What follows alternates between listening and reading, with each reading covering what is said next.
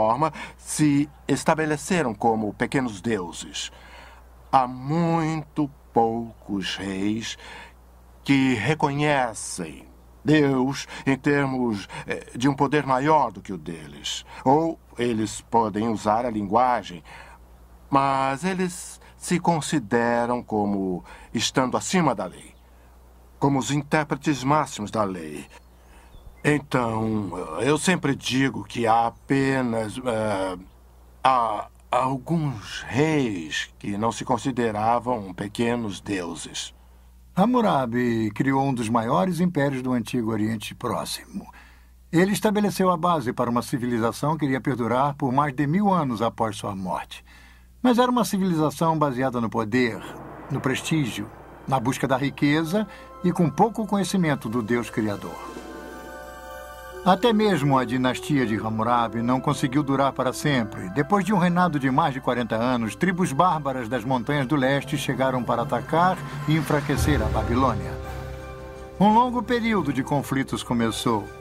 Cerca de 1600 anos antes de Cristo, a Babilônia foi saqueada e queimada por outro povo mencionado na Bíblia, os hititas. Os hititas levaram as riquezas e os prisioneiros da Babilônia para a distante Anatólia, nossa moderna Turquia. Mais tarde, os assírios, bem conhecidos de leitores do Velho Testamento, conquistaram a Babilônia. Séculos de caos político iriam se instalar até que a Babilônia surgisse novamente como uma cidade independente. A primeira grande era da Babilônia havia se acabado. A antiga Assíria era um dos poderosos rivais da Babilônia. Este enorme touro alado assírio com cabeça humana é um testemunho contumaz do poder da Assíria. O Império Assírio era uma enorme máquina militar, amplamente encarada como um dos reinos mais brutais e opressores da história. Em 689 a.C., um golpe impõe ainda mais humilhação sobre a Babilônia. Na tentativa de dominar uma revolta babilônica, as hordas assírias sob o rei Senacherib pilham e queimam a Babilônia e jogam todos os escombros no Eufrates. Os assírios inundam a cidade. Até suas fundações são destruídas. Senacherib se gaba. Eu tornei sua destruição mais completa do que a feita pela enchente, para que nos dias que virão o local da cidade, seus templos e deuses não sejam lembrados. Eu a extirpei totalmente através da inundação e a transformei numa campina. Senacherib deixou a Babilônia achando que havia lhe dado o golpe fatal. Ele estava redondamente enganado. A Babilônia não se abate assim tão facilmente. Ela se ergueria novamente para aclamar sua vingança. E foi exatamente o que aconteceu. O local da Babilônia foi eventualmente ocupado e reconstruído pelos caldeus. Foram os caldeus que finalmente humilharam a orgulhosa Assíria. Foi no ano de 612 a.C. quando os caldeus atacaram as muralhas de Nínive, capital da Assíria. Nínive caiu. Foi totalmente destruída. Hoje, as ruínas de Nínive atestam a destruição quase total da antiga cidade. O desaparecimento de Nínive foi tão completo que só foi redescoberta há 150 anos. O poder da Assíria havia sido domado, mas sob os caldeus, Babilônia estava de volta com sua vingança. E aí está uma grande chave para a história e a profecia bíblica. A Babilônia. Esta grande cidade, este grande inimigo simbólico de Deus, emerge repetidamente do abismo da destruição.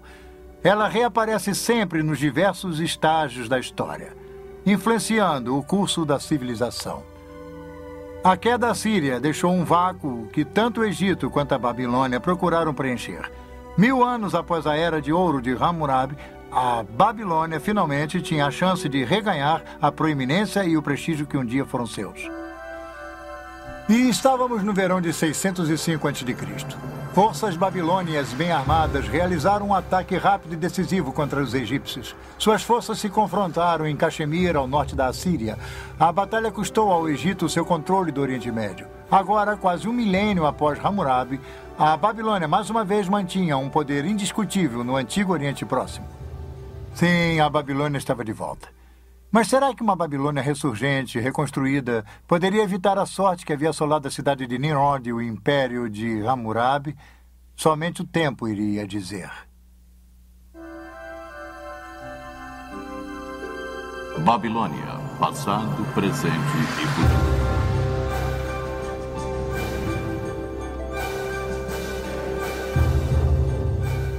O exército egípcio do faraó Nexo II se defrontou com a Babilônia em 605 a.C. em Caxemir, no rio Eufrates. O combate foi acirrado. As perdas egípcias foram estarrecedoras. A batalha custou aos egípcios seu controle do Oriente Médio.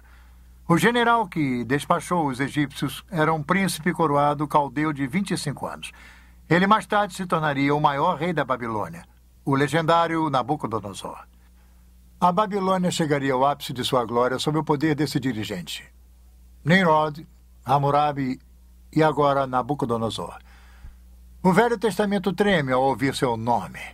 Sob seu reinado, a Babilônia se tornou a metrópole mais poderosa de seu tempo.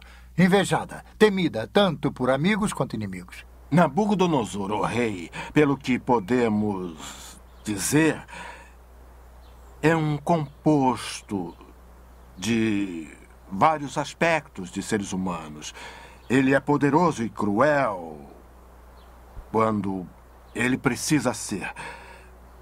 Ele também aparece como um ser humano que tem dúvidas, perguntas.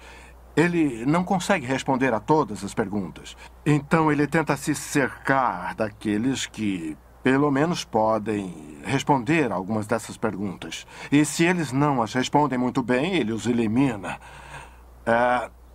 E isso é verdade com relação a vários déspotas orientais. E Nabucodonosor é assim. Ele também é um construtor. Ele quer seu nome perpetuado. Então ele constrói a Babilônia, mas também constrói fora da Babilônia. Novamente, ele reconstrói templos. Ele faz todas essas coisas numa tentativa de agradar os deuses. Porque ele não tem certeza do que os deuses irão fazer. Mesmo que ele possa mandar em seres humanos, ele não pode dominar tudo. Então, vemos esse complexo num só indivíduo. Mas não podemos penetrar em sua mente. Somente podemos ver o que ele tentou fazer e criar, e tentar imaginar o que motivou seu temperamento. Foi Nabucodonosor que conquistou Jerusalém em 605 a.C. Durante seu reinado, o reino de Judá foi reduzido a um estado de vassalo. 5 anos mais tarde, contra o conselho do profeta Jeremias, os judeus se rebelaram contra a Babilônia. Nabucodonosor retaliou 2 anos mais tarde, sitiando Jerusalém, a cidade sagrada dos judeus. Jerusalém caiu em 597 a.C. Naquela época, Nabucodonosor levou o monarca judeu, o jovem Joaquim, de volta para a Babilônia. Ele então colocou um rei fantoche, Zedequias, no trono de Judá.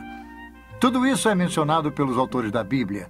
É interessante notar que alguns desses detalhes são confirmados por inscrições encontradas nas ruínas da própria Babilônia.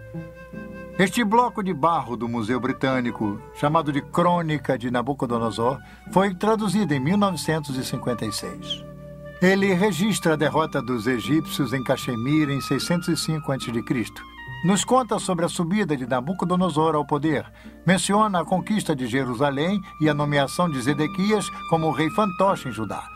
Esta é uma confirmação surpreendente dos famosos eventos da história bíblica.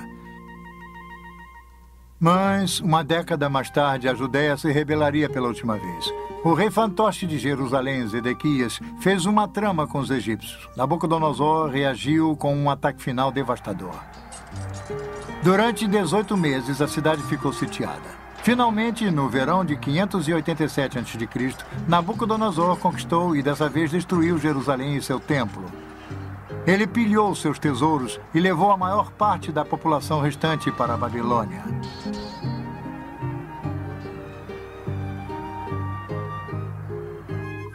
O reino da Judéia deixou de existir.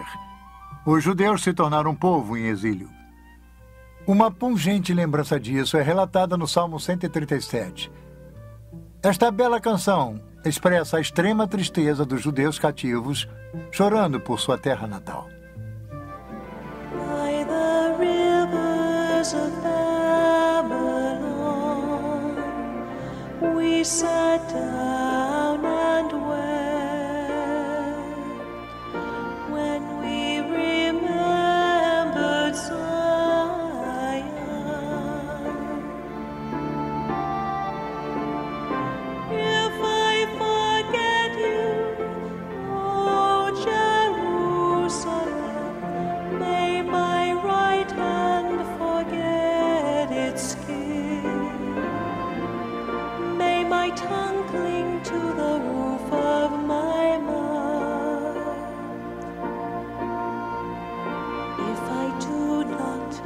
remember you.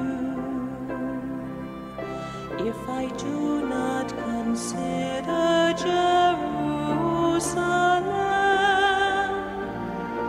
my highest joy.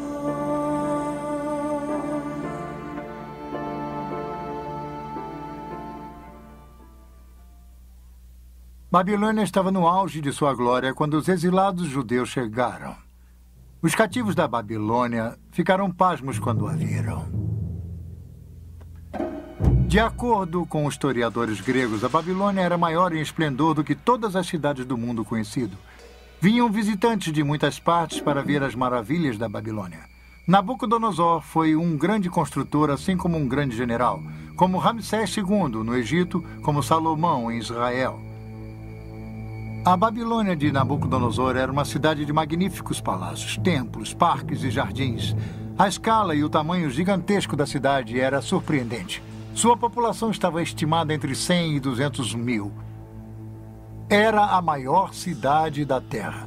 Nosso detalhado conhecimento sobre a Babilônia de Nabucodonosor é resultado do trabalho árduo de um arqueólogo alemão, Robert Caldwell. Quando ele iniciou suas escavações em 1899, os achados iniciais de Caldwell foram descartados por seus colegas. Mas, à medida que suas escavações começaram a descobrir a Babilônia da Bíblia como uma realidade histórica, seu trabalho se tornou o assunto da Europa. Ao norte da cidade, Caldwell descobriu pilhas de azulejos azuis na areia. Os azulejos haviam decorado as paredes laterais do caminho processional da cidade. O tijolo era o material padrão usado pelos babilônios para construir. Caldwell enviou os tijolos de volta para a Alemanha para identificação e para montagem. Os resultados foram surpreendentes. Aqui no Museu Pergamon, em Berlim, estão os tijolos originais da época de Nabucodonosor, todos montados.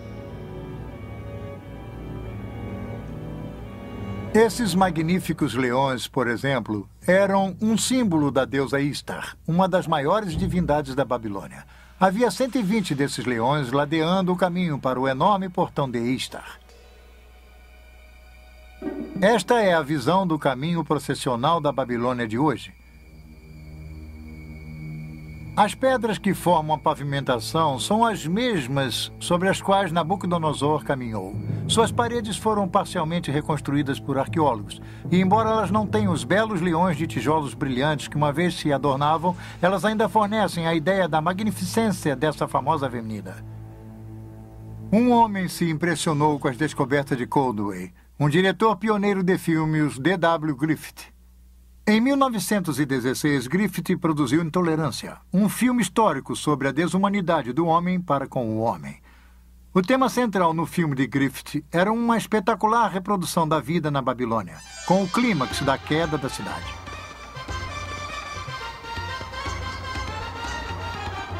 No filme, Griffith traz de forma mágica para a tela a magnificência e a grandiosidade da Babilônia de Nabucodonosor. Uma cidade que havia sido enterrada durante 25 séculos. Quando usamos a expressão esplendor pagão, ela poderia ter sido criada para a antiga Babilônia. Griffith mostra uma Babilônia de um grande esplendor arquitetônico. Uma Babilônia repleta de vida e de vitalidade. Suas ruas fervilhavam com mercadores, cartomantes, músicos, ambulantes, agiotas, soldados, prostitutas, representantes dos governos, banqueiros e escravos. Griffith ofereceu ao público uma primeira visão do poder e da magnificência da Babilônia em seus dias de glória, assim como incrível ganância e sensualidade na cidade. A Babilônia de Nabucodonosor tornaria pequenas muitas de nossas modernas cidades por seu tamanho e esplendor. Vamos conhecer sua imensa escala.